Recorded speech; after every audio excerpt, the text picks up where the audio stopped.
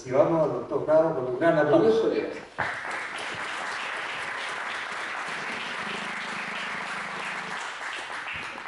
Primero, muchas gracias por la invitación. Yo estuve acá parado el 2013, de haber sido cuando recién llevaba como 2 años de docente. Yo vengo un poco de esto. Este es el equipo con que yo me formé, tanto mi posgrado como el comienzo de mi carrera, digamos, como docente. Llevo un par de años ya haciendo docencia. Y es gente que a mí me gusta siempre mostrar, creo que es importante saber de dónde uno viene y esto explica también el tema probablemente que hoy día yo les voy a hablar. Durante mucho tiempo, nosotros fuimos alumnos del doctor Pertuset, que él formó implantología nosotros siendo un periodoncista y un protesista. Entonces la visión periodontal para nosotros fue muy importante. Yo recuerdo que en algún minuto el profe Pertuset me regaló una sonda perio y me dijo como ya algo decía podía hacer. Y fue como un impulso siempre para nosotros empezar a trabajar en esto. Porque cuando yo partí en implantología todo era hueso. Todo era cómo hacemos más hueso, para arriba, para abajo, para los lados, si le ponemos membrana, no le ponemos membrana, que en el fondo a nosotros nos va a servir porque lamentablemente el implante óseo integrable tiene que estar dentro del hueso. Pero cuando nosotros evaluamos situaciones como esta, donde yo pienso que el defecto está en un componente que es sobre el hueso, yo para poder llegar de esa manera a situaciones como esta, acá yo no le puse ni una gota de hueso, porque no era lo que necesitaba este caso. Y probablemente el paciente lo que más le importa es que cuando él se ría, una sonrisa alta, esos 4 o 5 milímetros de encía rosada se le va a ver, estén perfectos. Independiente de que tenga seno injerto, ano injerto y un montón de cosas que son importantes, pero hoy día, cada vez, a mi parecer, el foco está acá. Entonces yo lo que hoy día quiero transmitir para ustedes son estos objetivos puntuales de la presentación que quiero compartir con ustedes. Uno es hablar de este componente que lo denominamos o se denomina como componente supraóseo, es decir, todo este tejido que va a estar desde donde está la plataforma del implante del hueso hacia coronal. Vamos a hablar del concepto de facialmente guiado, porque si bien probablemente el último caso que yo les muestre voy a estar mostrando cómo levantar una papila 1,5 milímetros, que en papila es una maratón. Si pensamos en las papilas miden 3 milímetros, entonces ganarte 1,5 milímetros de papila después de 1 año y medio de tratamiento es... Pero eso todo viene desde un entendimiento de la cara del paciente. Yo no saco nada con hacer una papila preciosa si el diente no se ve, o si el diente está más largo, o si el diente no va en armonía con la cara. Entonces es importante siempre considerar que a pesar de que nosotros estamos haciendo técnicas quirúrgicas y ocupando ahí también elementos que son como biomateriales, etc., son acciones que tributan a una prótesis, que tributan a una corona y que tributan esa corona a la cara del paciente, en términos de estética y función. Y lo otro, quiero mostrar situaciones que a mi parecer son las situaciones más del día a día que nosotros podemos recibir, o situaciones que son más comunes.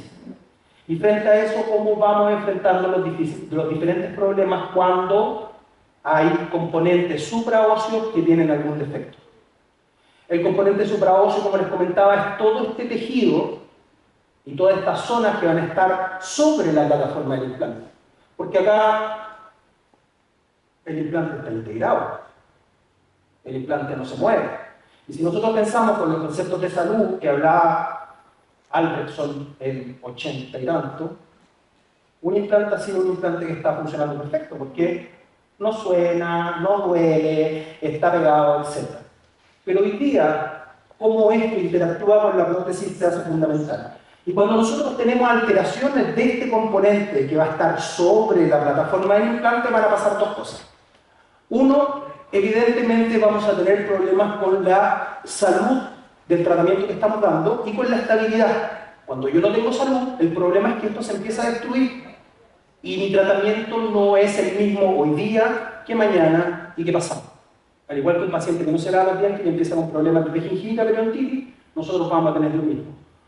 Este componente supraóseo va a ser el que a nosotros nos va a dar el sello. Nosotros lamentablemente, a diferencia de los dientes, no somos capaces de lograr un ligamento periodontal que produzca una barrera efectiva a que la placa bacteriana no entre al hueso que debiese estar estéril. En cambio acá, este perfil de emergencia o elemento supraóseo o etcétera, como lo quieran denominar, va a ser la única opción que nosotros tenemos para proteger la parte más débil de toda esta cadena, que es donde se interactúa el hueso con la plataforma del implante. Durante mucho tiempo, nosotros teníamos muy pocas herramientas para poder diagnosticar cuando nosotros tenemos un problema en tejido blando. Cuando ustedes hacen un control, o cuando todos hacen un control de implante, ¿qué es lo que hace uno? Mira y pide una radiografía. Y en la radiografía tú no tenías idea de cómo está el CIA. Porque son la radiografía y el escáner son exámenes que son específicos para tejido duro.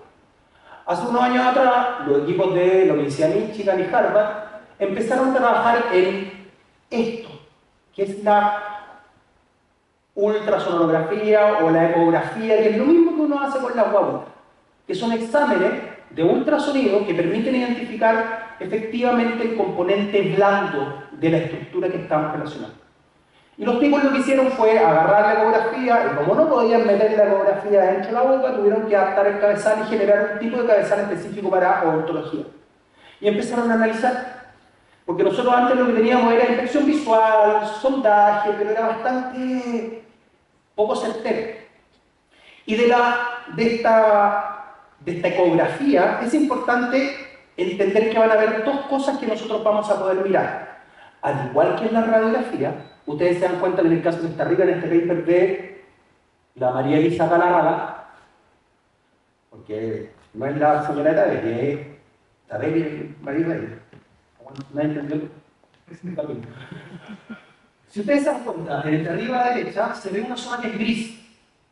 Y esa zona gris habla de un tejido que está estable y un tejido que es fibroso.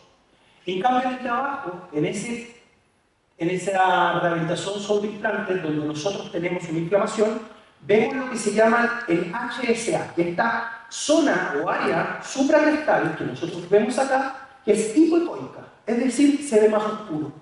Y esto está identificado con, o sea, esto se asocia con algún proceso inflamatorio. El tejido está más laxo. Nosotros sabemos que ahí hay inflamación.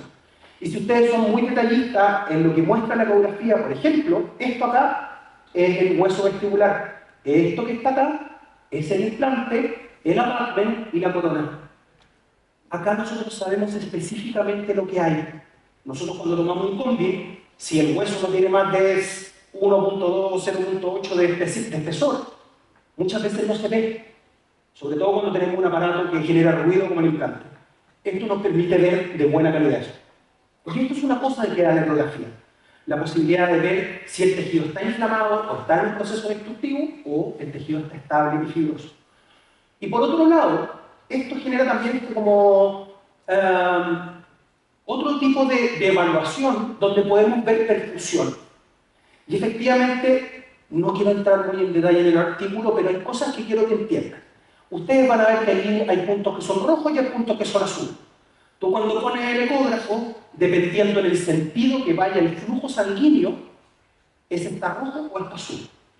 Entonces quiere decir que cuando nosotros, por ejemplo, tenemos desde afuera hacia adentro, estamos, por ejemplo, en procesos cicatrizales. Entonces nosotros podemos identificar cuánto, además, con el área que ustedes ven arriba como color, el poder del color, qué área de perfusión nosotros vamos a tener y cómo está funcionando, en qué sentido está funcionando esta perfusión.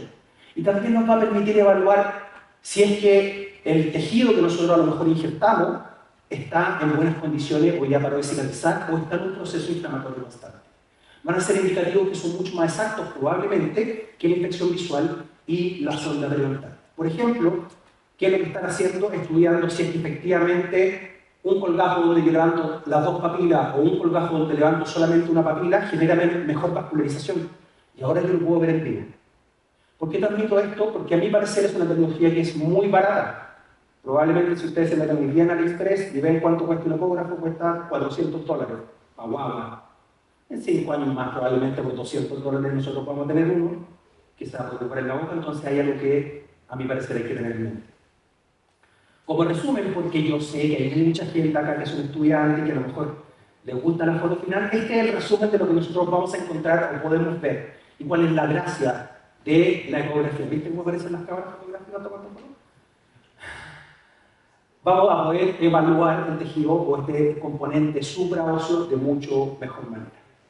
Ahora, no es solamente la salud la que me va a mandar este componente de tejido sobre la plataforma del implante, sino que me va a devolver la estética.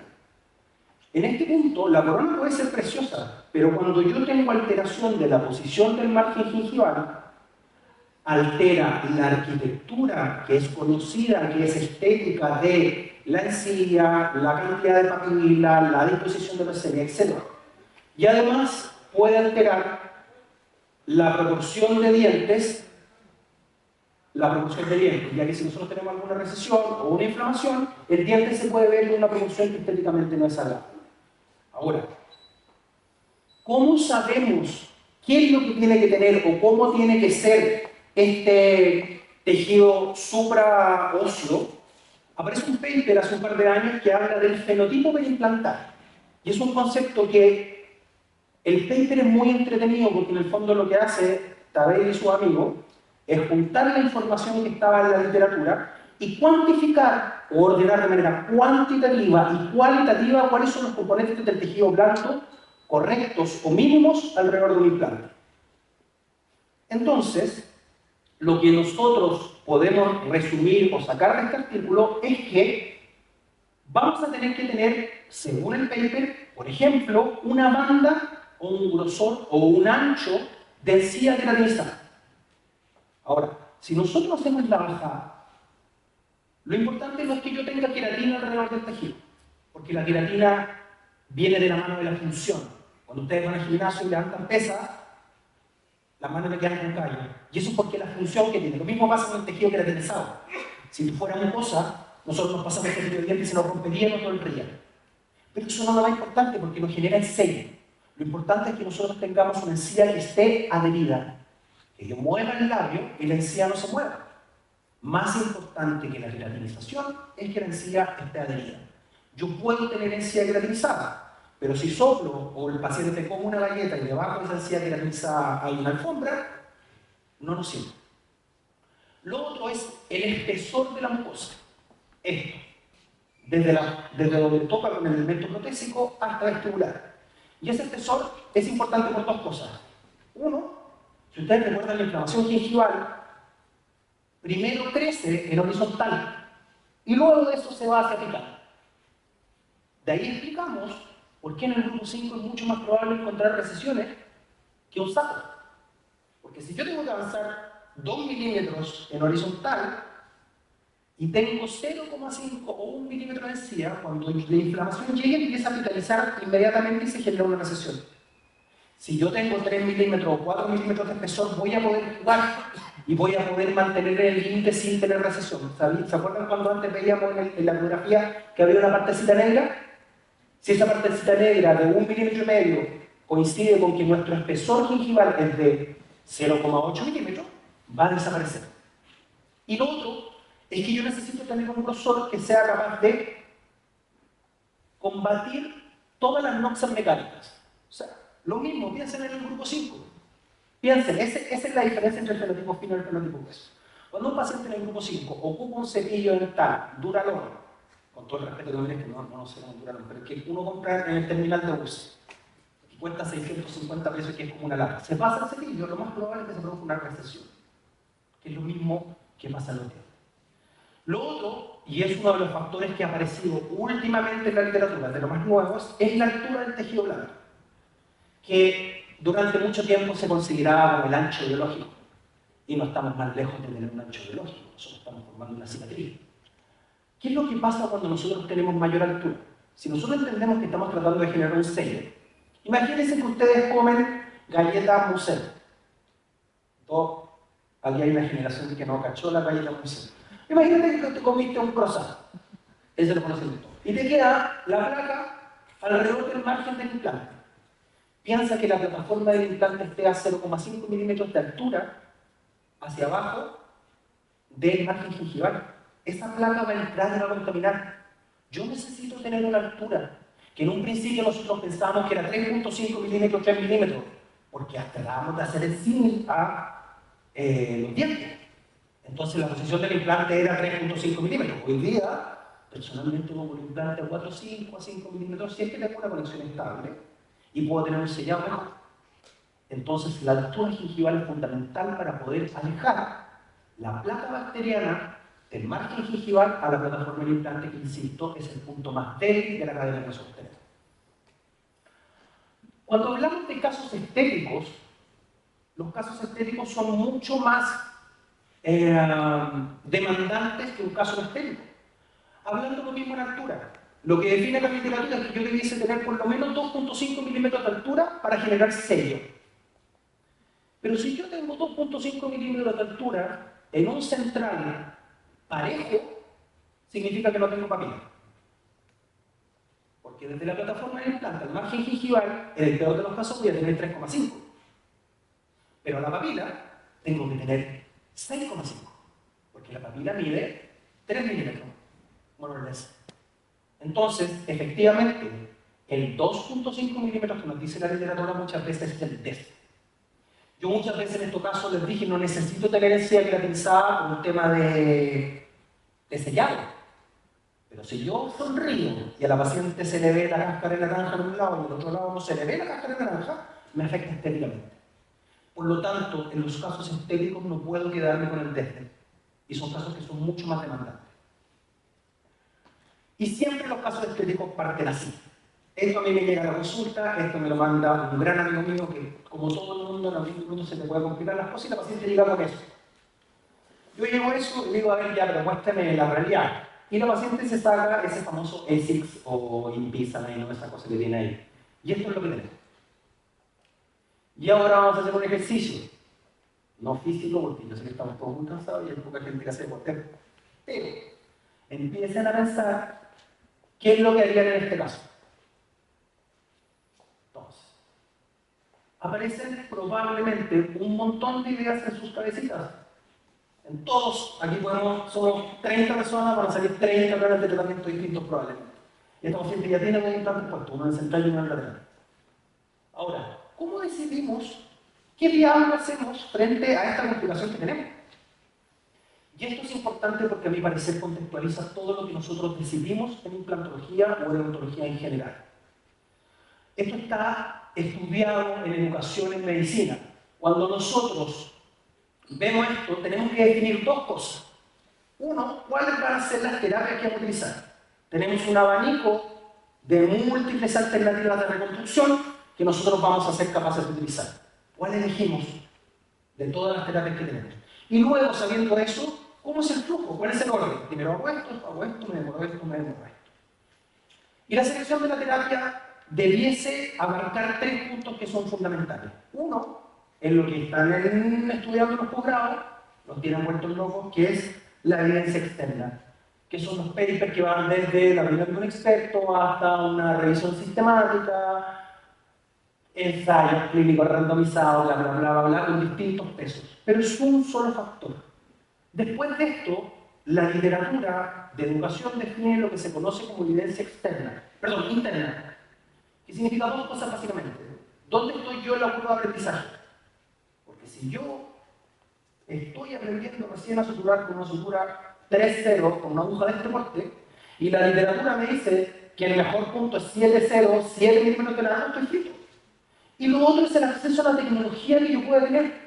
Porque si yo hoy día le hago una presentación y le digo, oye, la mejor impresión con detectado total es con fotogrametría. Y la fotogrametría cuesta $16.000 y no la venden en Chile. Estamos fuera. No puedo ocuparla. Y lo otro que tenemos que tener en consideración siempre es los pros o los resultados que van de la mano de qué diablo quiere el paciente. Porque cuando yo veo pacientes como este, al paciente, como les digo, no le importa si yo le puse implantes morados, amarillos, azules, verdes, semi-injerto, al-injerto. La paciente quiere tener un tratamiento que le permita sonreír, que le permita integrarse en la sociedad, que tenga que ver con la cantidad de dinero que ella pueda gastar, con la disponibilidad de tiempo y la movilidad que ella pueda tener. Entonces, cuando yo tomo esas tres cosas, soy capaz de generar un plan de tratamiento customizado para mi paciente basado en evidencia. Y eso debiese ser la manera en que uno elige qué es lo que va a hacer. Y de ahí, seleccionar el flujo. Aquí me puedo meter en un problema, pero la implantología siempre es igual. ¿Cachai lo que estoy diciendo? Mira los estudiantes. ¿Te han dicho alguna vez que algo es igual? Siempre depende. Ya, siempre es igual. Nosotros cuando reconstruimos un paciente tenemos que evaluar ciertos puntos. Nosotros vamos a buscar primero cómo encajar una rehabilitación en la cara. Y el primer punto básico va a ser entender dónde yo voy a tener el borde incisal de los centrales superiores. De ahí en más, yo puedo armar todo. Cuando sepa dónde van los dientes, voy a tener que evaluar, según esos dientes que yo armo, cuál va a ser mi disponibilidad de tejidos alrededor y evaluar la posición del implante, la necesidad de reconstrucción dura o blanda. Voy a tener que quirúrgicamente realizar eso, provisionalizar, hacer el definitivo y al final la mantención. La mantención es lejos lo menos sexy que existe en implantología. Si yo hubiese hecho ahora una presentación que se llame ¿Cómo enseñar a los pacientes a ocupar el Waterpik o el Cervical Interproximas? Nadie va. Porque es súper fome. Es mucho más interesante para ustedes ver cómo se reconstruye una papila. Pero todos los pacientes tienen que pasar por una etapa de mantención. Y si bien esto es muy pequeño, lo que quiero transmitir es parte obligatoria de su tratamiento para que esto funcione bien a largo plazo, que ustedes mantengan al paciente en mantención. Es parte clave del riesgo de generar enfermedades alrededor del tejido que soportan el implante. Entonces, antes de entrar, yo voy a mostrar solamente 6 casos clínicos. Y nada. Antes de entrar a eso, quiero hacer un pequeño punto en lo del diagnóstico facial. Porque el diagnóstico facial me parece que va a ser clave en todo lo que nosotros hagamos y contextualiza nuestro trabajo. Y para poder ordenarlo en las clases lo dividimos de 2 maneras, o 2 tipos de pacientes que son los más complejos. Pacientes que tienen referencias dentarias, pero esas referencias dentarias no están correctas, y pacientes que no tienen referencias dentarias. Por ejemplo, este paciente tiene, o sea, si yo le pregunto, ¿qué le falta o qué le sobra? El paciente tiene un premolar, un lateral, un implante, un lateral y otro premolar. Y el paciente me lo mandan para decirme, oye, lo que pasa es que el paciente le pusieron un implante al medio, saca el implante, reconstrúyelo, saca los dientes a los lados, arma los 4.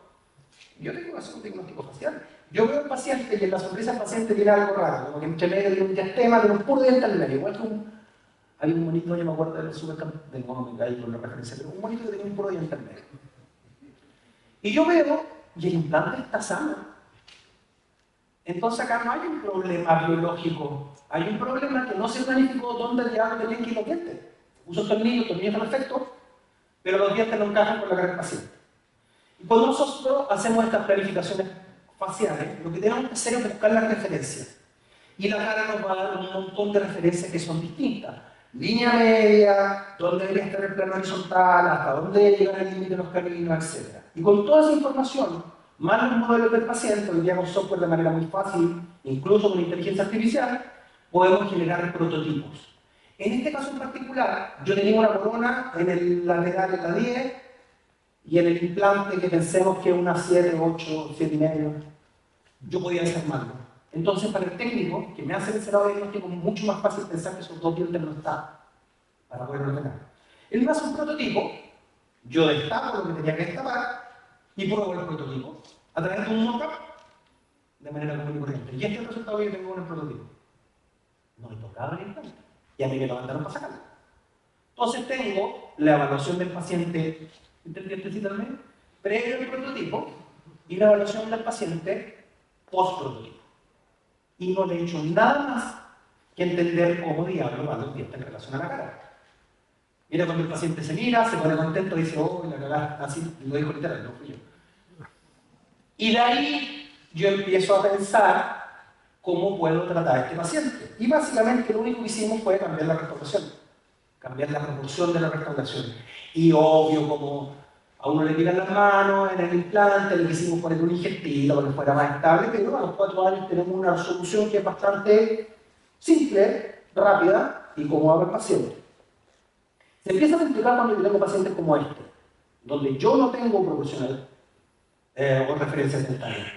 Porque en estos pacientes así, cuando yo tengo un arco perdido completo, no solamente tengo que enchufar los dientes, porque si de alguna manera, perdón la manera, es que ya estamos confianza, si ya estamos confianza, nos vamos relajando. Yo no solamente tengo que enchufar los dientes en relación a la cara, sino que tengo que generar la relación máxima mandibular. Tengo que crear la famosa dimensión vertical, que es la altura del tercio inferior.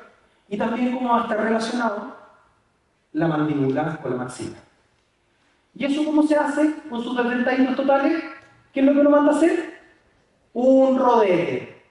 ¿Todos han mandado a hacer un rodete? ¿A alguien alguna vez le ha llegado un rodete bueno? Entonces no soy yo nomás. Entonces lo que nosotros hacemos es básicamente lo mismo. Y hoy día el protocolo es el mismo que yo estaba haciendo en esta época, pero adaptándolo a las tecnologías que tenemos hoy. Por ejemplo, yo hago la evaluación de la paciente. Y ustedes pueden darse cuenta que cuando miran a la paciente y tratan de ver sus proporciones, se dan cuenta que yo no tenga los topes caninos, que yo no tenga una altura como corresponde, cambia completamente. Produce este pseudotornatismo, produce alteración de las proporciones faciales y sobre todo cuando la paciente empieza a sonreír, nosotros nos damos cuenta que tenemos un problema. Y ahí hay una evaluación importante. Se dan cuenta que cuando ella sonríe y muestra la encía, entonces ahí yo tengo dos opciones. O hago una PF1 y reconstruyo, o corto todo y los pongo. Lo único que no puedo generar es que la encía artificial con la encía natural se vea. Entonces por algún lado me la tengo que jugar. Y lo que hacemos con esta paciente es efectivamente agarrar en la clínica un rodete silicona pesada de laboratorio, condensación, más baratita, a los regalones. Yo lo pongo como si fuera un rodete, ocupo un aparato que se llama Pedemeter, que por método que te da distancia. Entonces todo el paciente, a ver, guárdate ahí, Pedemeter, estamos bien, listo. Le hago una raya al medio, le hago una raya al otro lado, una raya al otro lado, y todo eso lo paso al computador. Y yo puedo, a través de esas referencias, empezar a generar un encerado. En ese minuto, no existía el escáner facial, o yo no tenía acceso al escáner facial. Y mira lo que hacíamos, con un escáner intraoral, le poníamos puntitos para que no tengamos pitching y escaneábamos la nariz del paciente para poder meter la boca. Artesanal dentro de lo tecnológico podíamos hacer. Y mira cómo yo puedo evaluar la relación del labio, la relación del cía, todo esto. Y con eso generar algún tipo de prototipo. En este caso, la paciente le habían hecho una capilaridad que no funcionó, le quedaron 2 implantes buenos, hicimos un pick-up de esto con una prótesis presada, y en un par de días tenemos esta situación clínica, que es un punto de partida bastante interesante para nosotros empezar a trabajar. Y cuando nosotros tenemos esto y sabemos dónde van los dientes, que la armonía está bien, nos podemos ir hacia arriba y empezar ahora sí a evaluar la relación que va a tener el diente que queremos reconstruir con el tejido óseo y blando circundante. Y acá es donde nosotros vamos a poder clasificar los defectos. Toda la vuelta que me estoy llegando para empezar con los defectos. ¿Conocen clasificaciones de alveolo, de defectos de tejidos duros? Todas. Este es Hamerle 2014, Chapasco. Tenemos 1.230.000 clasificaciones de hueso. ¿Cuántas clasificaciones de defectos de tejidos blandos ustedes conocen? Y nosotros tenemos que reconstruir esa parte. Entonces yo lo que traté de hacer, hoy día existen algunas clasificaciones que les voy a mostrar, es pensar en situaciones clínicas, pero no pensando en el implante exclusivamente, sino pensando en qué es lo que yo tengo que hacer para que este componente supragingival esté correcto. Y vamos a mostrar los escenarios clínicos. Entonces el primero es probablemente lo que a nosotros más común nos llega, que es un implante o un diente que por alguna razón de la odontología está fracturado. Por mucho que queramos, o alguna resorción, por mucho que queramos poner biomimética, hay muchas veces que no se puede. Nadie se rió, no voy a hacer esos comentarios de biomimética, ¿no? Ya. Si ustedes se fijan, hagan el análisis estético de la sonrisa. Porque si yo no analizo la sonrisa antes, es muy difícil que yo le prometa a la paciente algo que sea correcto. ¿Y qué es lo que me llama la atención a mí? Miren el borde incisal del 7 y miren el borde incisal del 10.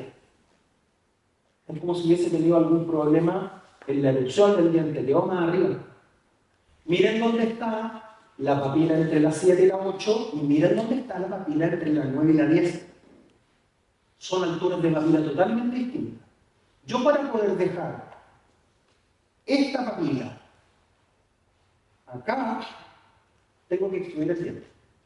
No puedo generar una papila que mida 16 milímetros o 7 milímetros. Necesito extruir el diente, o si no, dejaría un pedacito de diente, este chiquitito, y lo más, imagínate que el diente hubiese tenido que estar cubierto hasta acá para poder generar una papila.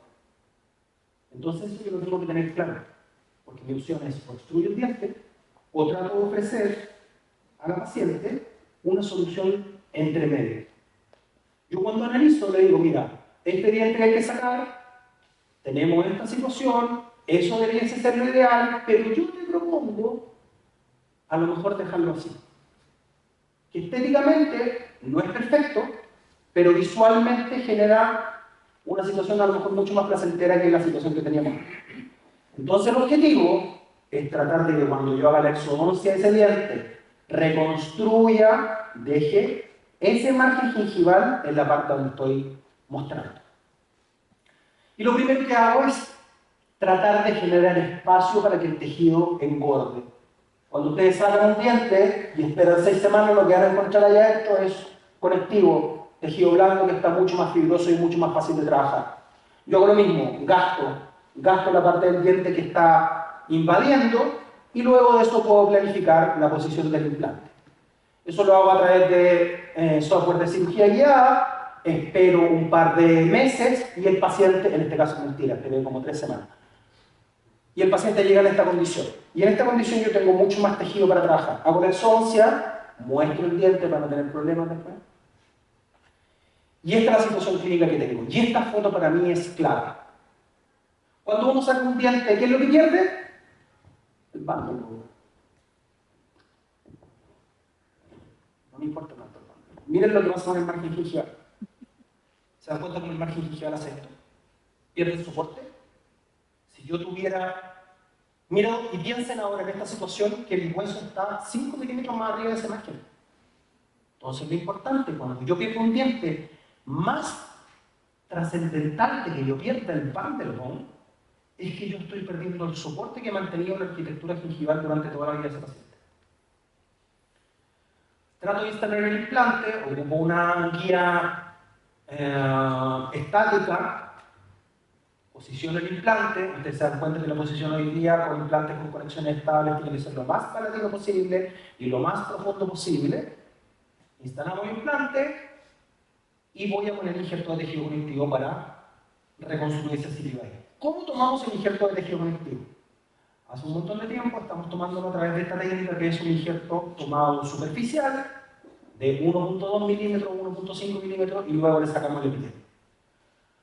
1.5 milímetros parece muy difícil de calibrar y uno pudiese creer que tiene que estudiar chef de sushi para poder hacer esa calibración.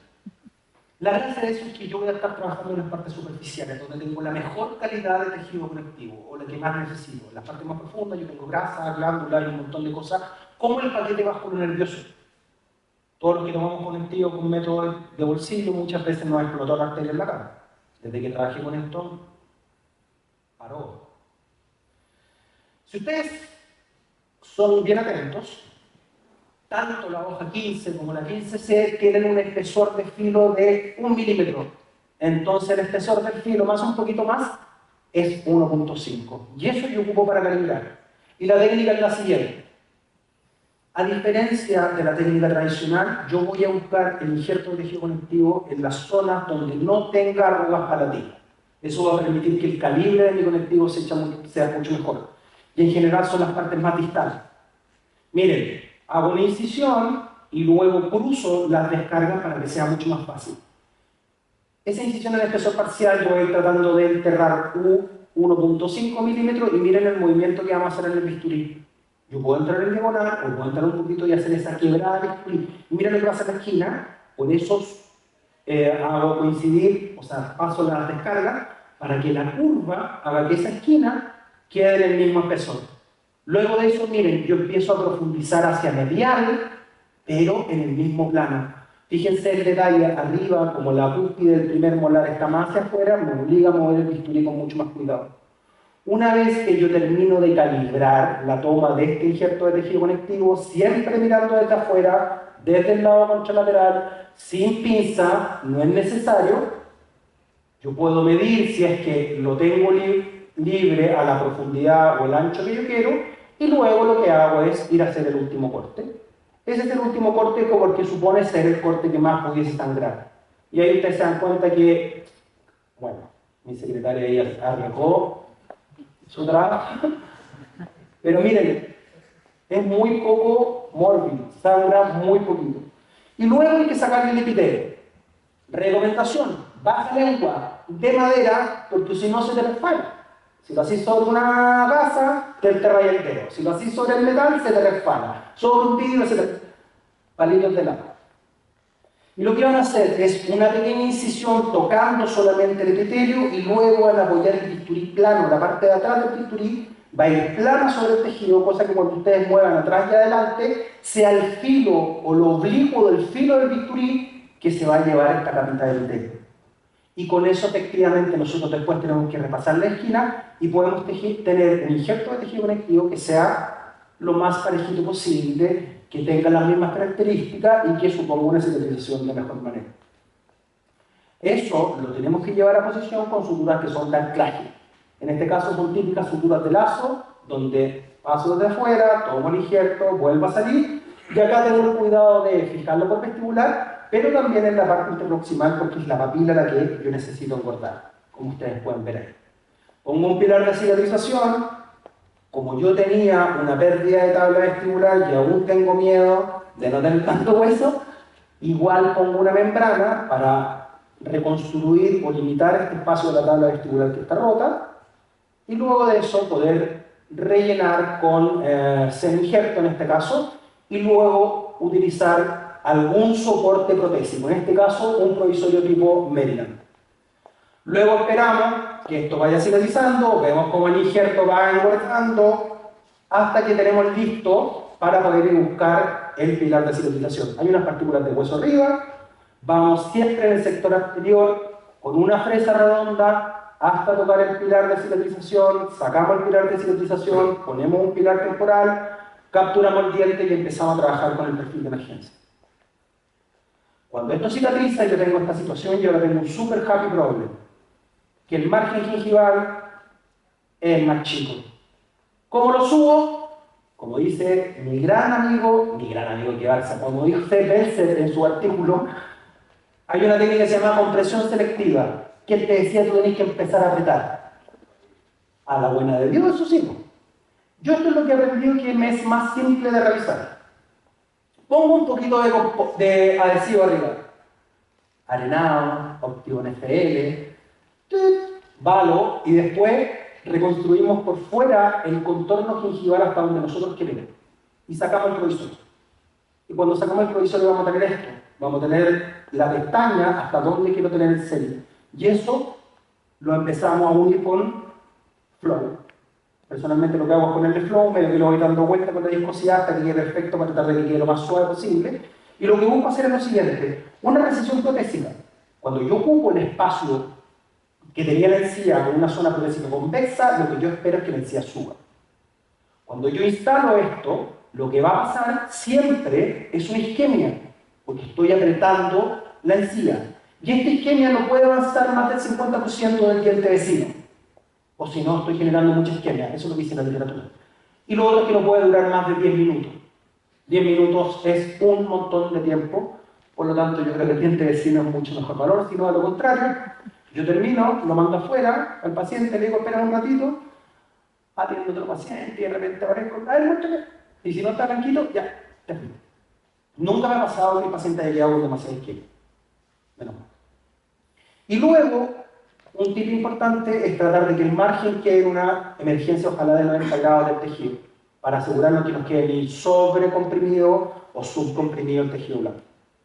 A las 3 semanas vemos cómo esto va cicatrizando, ya tenemos la altura del cenit donde queríamos, lo tenemos estable y esto nos permite ahora a nosotros tomar la impresión definitiva.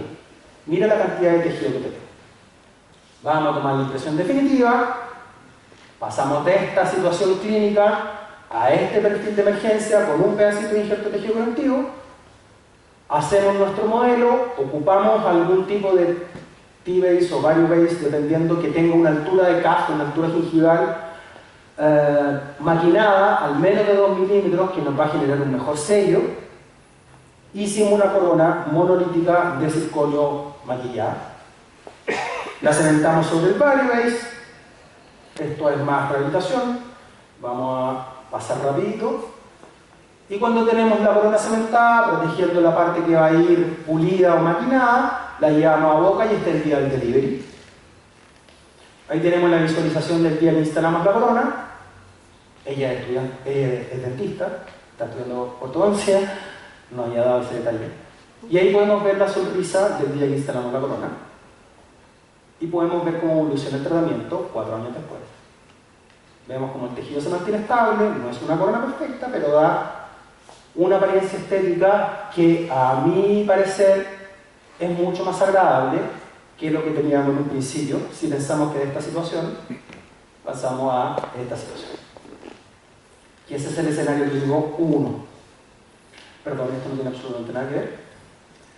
Voy a mostrarle otro caso, donde acá hicieron algo parecido, pero a lo mejor hace 25 años atrás. Y algo que probablemente todos estudiamos, es que muchas veces no es recomendable poner implantes en pacientes que están en etapas de crecimiento o en pacientes que están en vías de desarrollo. Entonces este paciente me lo manda el ortodoncista, un paciente con agenesia lateral que tenía un implante en la pieza 8 que estaba en malas condiciones.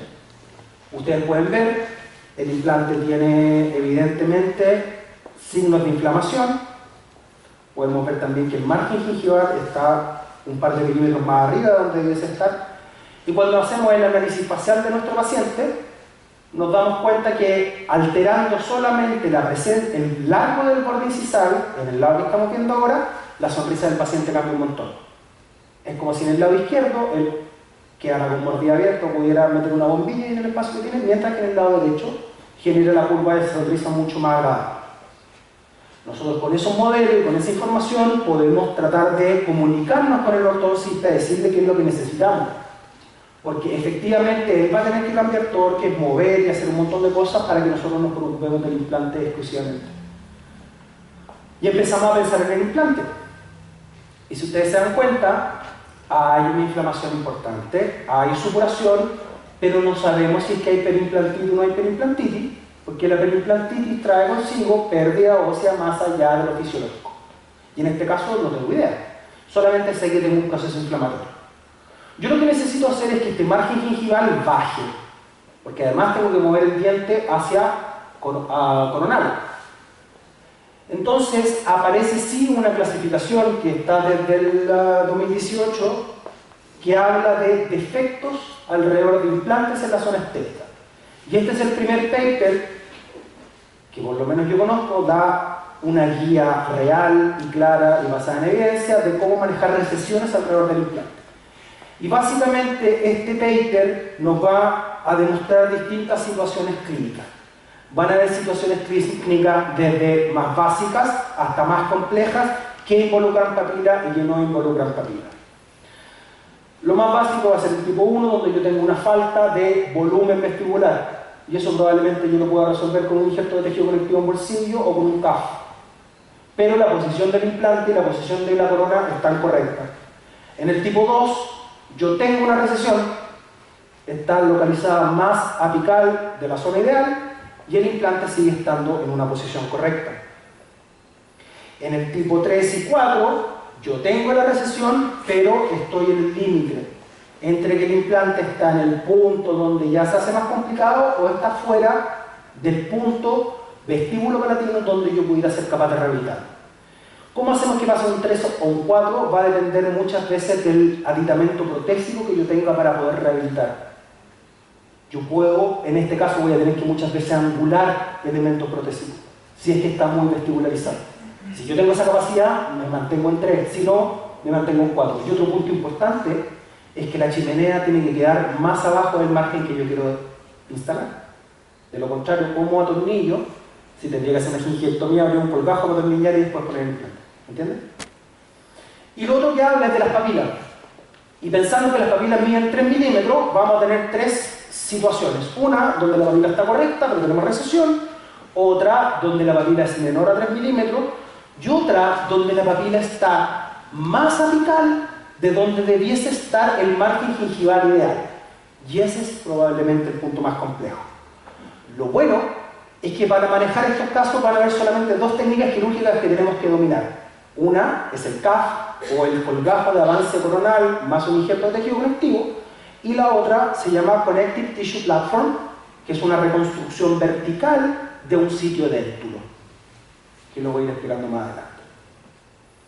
Para este tipo de situación donde yo tengo una recesión y el implante está ahí justo donde tengo que rehabilitar, lo que se recomienda es hacer un approach que involucre también la prótesis.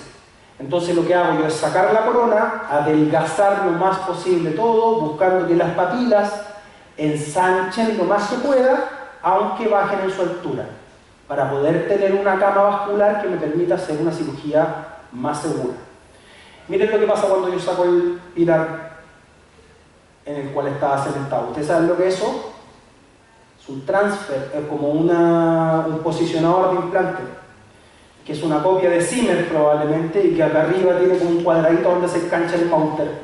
O sea, los tipos pusieron dejarle el cuadradito arriba, eso de estar a 6 o 7 milímetros de profundidad, tallaron arriba y le pusieron la corona.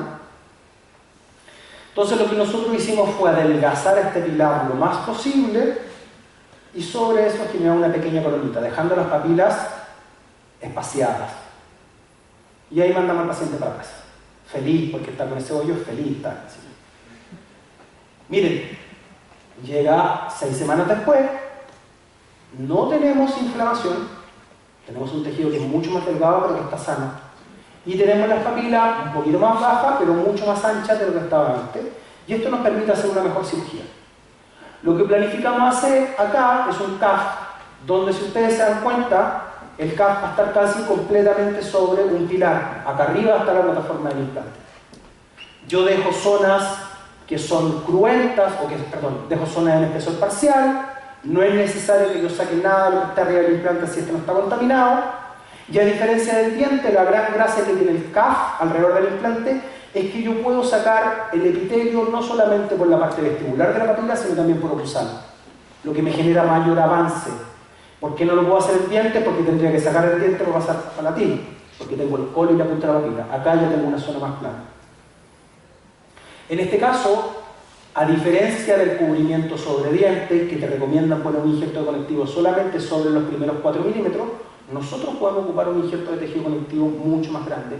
Y en este caso ocupamos 2 capas para tratar de mantener el colgajo en posición y dar información a que se produzca mayor tejido. En este caso, para poder suturar, ocupamos sutura 7.0 PGA, que es como la recomendación que nosotros damos para poder suturar los injertos de tejido conectivo a papilas parciales. Ahí podemos ver cómo tenemos fijo. Es importante mirar desde el lado que tengamos lo más adaptado posible para tener el lecho vascular ahí pegadito y no se produzca coágulo intermedio. Luego cerramos todo. Fíjense las suturas de arriba que son más derechitas para eliminar la presión o la tensión. Dejamos todo en posición y vemos que esto empieza a cicatrizar. El paciente, miren la dificultad de higiene que tenía porque quedó muy asustado, le daba miedo comer, le daba miedo lavarse, una evaluación a lo mejor psicológica que debiese haber sido mucho más exhaustiva, que puede pasar, hasta que en algún minuto decimos que el tejido ya está estable y lo vamos a conectar de nuevo al implante. Miren la distancia que tenemos, miren dónde nos queda la chimenea, justo, y dejamos esto provisionalizado y lo mandamos al ortodoncista hasta que lo termine. El ortodoncista de vuelta nos manda esta situación Y acá nosotros podemos tomar modelos, fotos y hacer un mock-up de vuelta. Cuando ya tenemos el mock-up de vuelta, nos falta rehabilitar el implante. Y lamentablemente, por la distancia que tenemos, nosotros tenemos, cuando el implante está mal posicionado, dos opciones: o hacer un pilar personalizado o angular la chimenea. Y en este caso, miren el pilar, miren la distancia que tenemos desde el margen hasta la plataforma del implante. Es como un antipilar, porque el pilar, aquí lo van a ver, déjame dar vuelta a la pantalla. Creo, aquí, ahí está. Miren, ya pues, ahí sí, miren. Es como que sale el espesor, se tiene que encoger y después salir. Y esto para compensar la mala posición que tiene el implante. Lo hacemos en circonio pulido, lo llevamos a boca, y luego, dejando el pilar estable, trabajamos como si fueran prótesis fijas comunes y corrientes hasta que tenemos el día del delivery. El control a los 4 años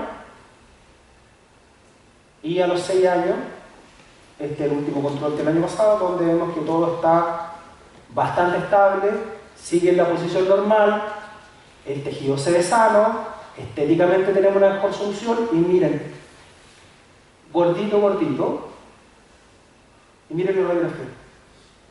Mira dónde está el implante puesto, mire el tamaño del pilar. El implante debe estar puesto a 9 milímetros de profundidad y ya está. ¿Pero cómo? Bueno, porque eso es lo que está protegiendo. Les voy a mostrar, me quedan un par de, no sé cómo ven el tiempo. Me queda poquito tiempo, les voy a mostrar, voy a soltar este caso. Esto es lo único que quería mostrar, más que nada es como anecdóticamente pasa que me llega este paciente de una universidad, le habían puesto unos implantes que no eran de muy buena calidad, no sé si alguna vez, ¿conocieron los implantes Tixos? Son unos implantes que eran por láser, yo he visto como 7 quebrados. Llega este paciente que se le habían quebrado el implante, que después le pusieron de nuevo, que nunca lo habían podido rehabilitar. Y esta es la situación del sector anterior. Yo dije, vamos, a lo mejor no lo pueden rehabilitar porque no tiene la oclusión correcta, no tiene guía, no está estable. Trabajemos en rehabilitación, hacemos encerado, pasamos a moca, estabilizamos un poquito más la oclusión y cuando tenemos la oclusión estable, vemos que estéticamente el paciente está mejor, pasamos a trabajar los tejidos. Hicimos lo mismo, tratamos de ganar el vestibular y tratamos de generar un poquito de altura. Esta técnica, yo les comento, se llama Soft Tissue Platform o Connective Tissue Platform, que es del profesor Zucchelli, que muestra en 2002 un caso clínico. Espesor parcial por vestibular, espesor parcial por oclusal. Entonces podemos poner un injerto de tejido conectivo sobre oclusal y un injerto conectivo sobre vestibular, para luego arriba cambiar espesor mucoso y soltar todo. Ahí vemos cómo vamos armando una cajita de injerto de tejido conectivo para tratar de dar más espesor. Ahí lo vemos desde vestibular, dejamos los pilares y cerramos la sutura de Cochlear con una sutura antigua. Dejamos, vamos como viendo cómo esto cicatriza, tenemos unos mejores perfiles de emergencia, vamos con los provisorios y aquí yo digo, estamos bien. Mira, va a ser un adento gingival, no va a quedar perfecto, pero ya aquí lo puedo tener más sano que con esa mucosa, que con poca altura y todas las características.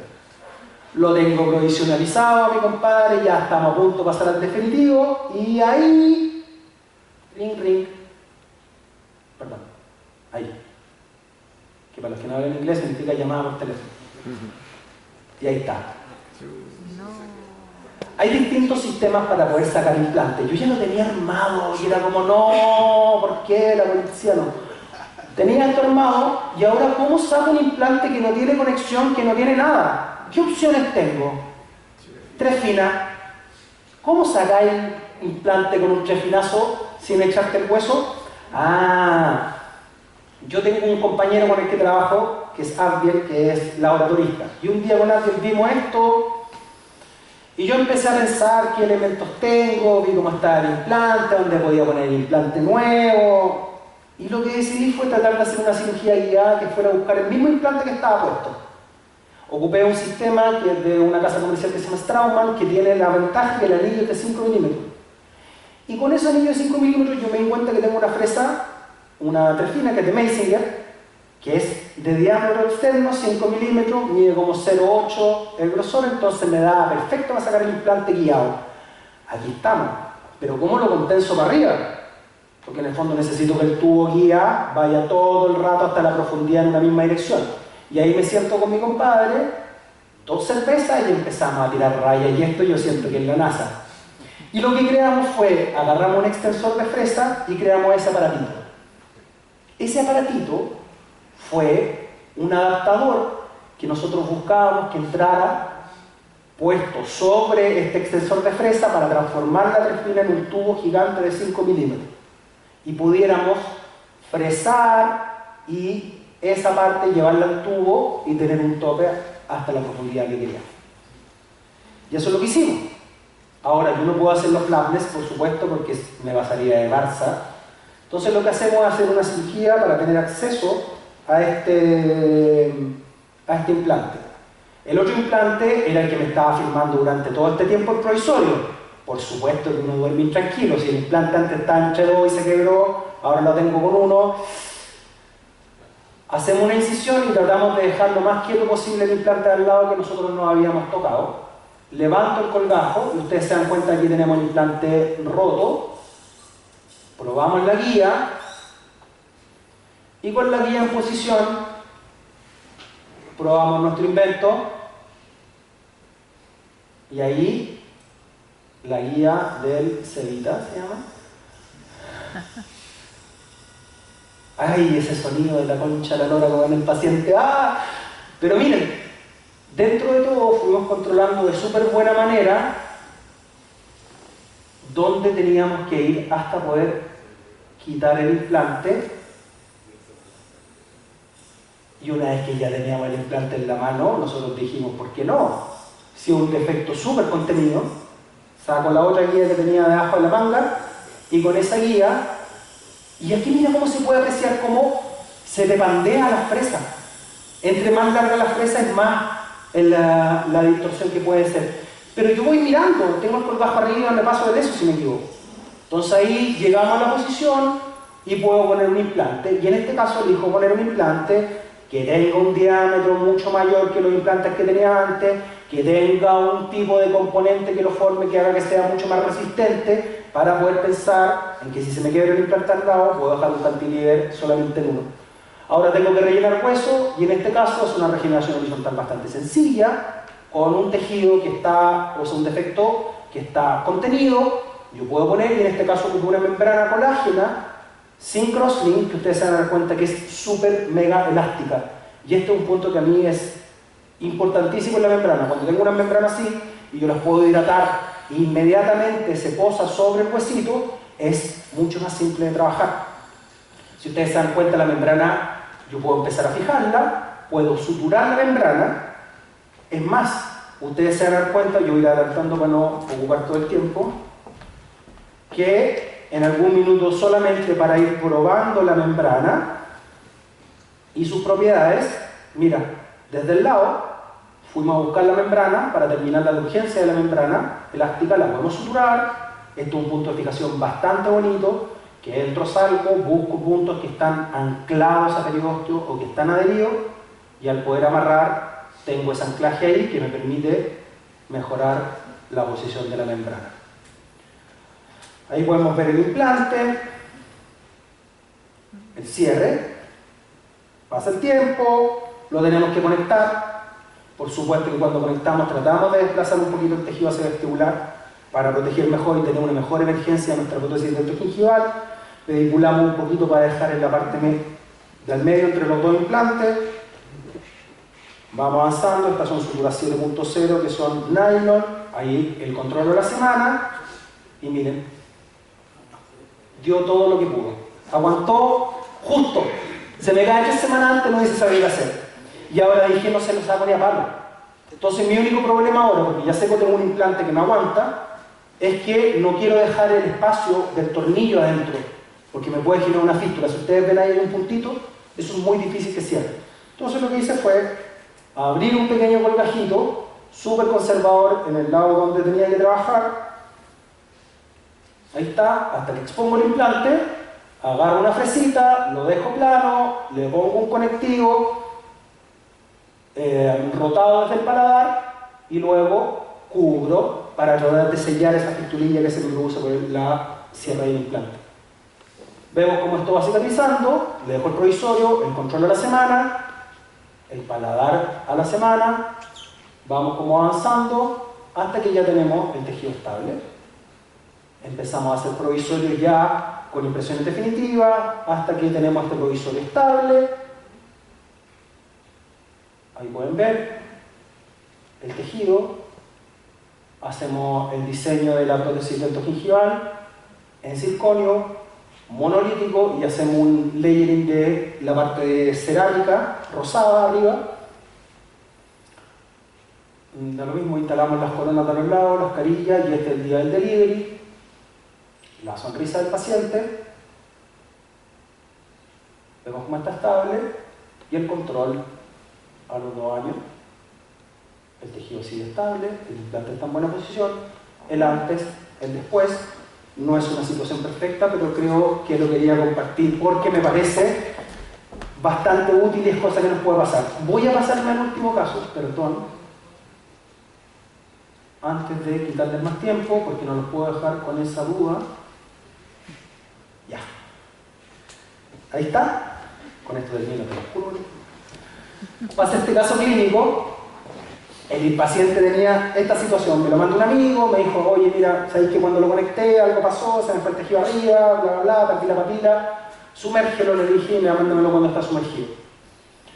Cuando la paciente llega, yo lo primero que hago, fotos faciales, encerado, y hago un test. Y con ese test sé mi defecto, y ahora me doy cuenta que efectivamente es la papila entre el central y el lateral, la que yo tengo perdida. Hago un prototipo, hago un pequeño alargamiento coronal, o sea, corto un poquito la encía, instalo mi provisional que diseñé y puedo evaluar efectivamente de buena manera mi defecto. Y ahora, como diablo, hago crecer esa papila en vertical. Y acá aparece esa técnica que habla Zucchelli del Connective Tissue Platform, y hay otra técnica de otra persona que se llama Iñaki Gamborena, que hace una técnica que se llama Slim Abutment, donde toma un injerto de tejido conectivo bien fibroso y lo atraviesa con un pilar de cicatrización pequeño y lo atornilla sobre la plataforma del implante. Entonces, como yo tenía 2 implantes, y ya se dieron cuenta que me gusta hacer un implante y un cantilever, dije, tratemos de salvar, y vamos a mezclar las 2 técnicas. Entonces el colgajo es el siguiente.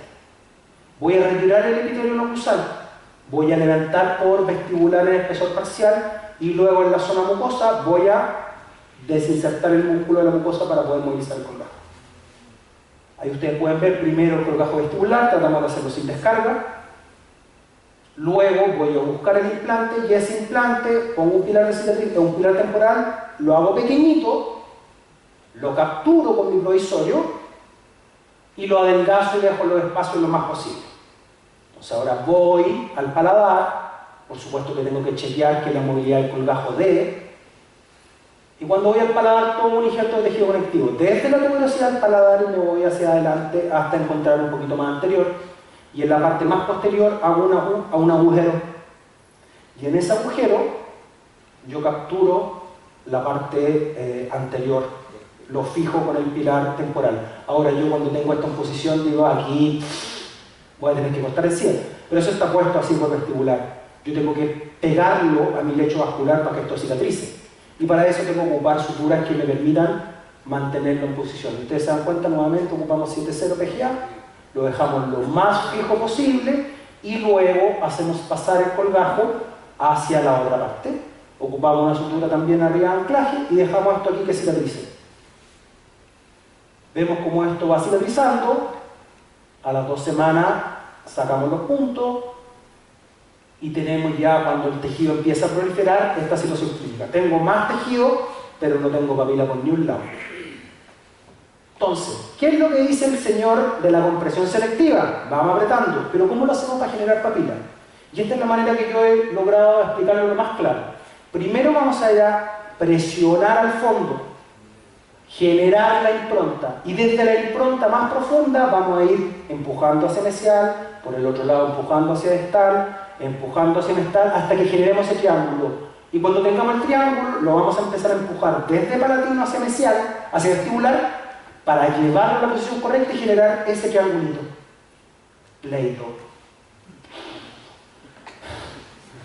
Ahí vemos cómo empezamos con el provisorio a darle más presión atrás. Va pasando el tiempo, empujamos más de atrás,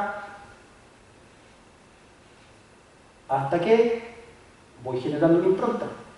Empiezo a apretarla hacia el medio, voy generando la impronta, y cuando ya tengo arriba, empiezo a empujar desde palatino. Miren cómo voy cerrando el punto desde palatino hacia vestibular.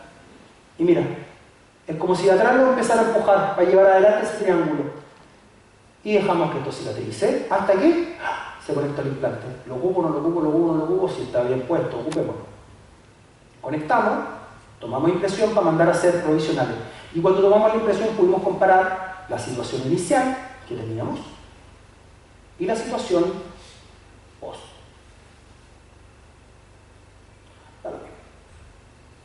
Empezamos a trabajar con los provisionales, hicimos provisionales CAD/CAM, hasta que teníamos todo esto estable, hicimos unos pilares personalizados en circonio, cosa de no trabajar más y no sacar más eso de ahí. Cuando tenemos esto listo, ya podemos empezar a trabajar con la parte estética. Hicimos primero una prueba provisional en resina, que logramos cementar. Nos dimos cuenta que al paciente le gustaba, le agradaba, se puede lavar, el tejido madura, controlo todos los factores, le enseño a pasarse la dental, que se lave los dientes, y luego paso a las restauraciones definitivas, que en este caso eran de disilicato de litio. Ahí podemos ver la cementación, para que no digan que no ocupa más aislamiento absoluto que implantólogo. Tenemos la cementación definitiva, ahí tenemos el día del delivery, una visión lateral. Los implantes, miren el hueso interproximal entre los dos implantes, está más abajo de la plataforma. Pero, estéticamente, yo creo que tuvimos un bastante buen resultado si pensamos que de esta situación clínica pasamos a esta situación clínica y aún más de esta situación facial de la paciente pasamos a una situación facial como con mucha más confianza y todo. Bueno, darles las gracias, tienen mi correo, mi Instagram, un curso que vamos a dar en unos meses más, aprovecho de promocionar. Y nada, nuevamente muchas gracias por la atención de un día de la tarde. Gracias.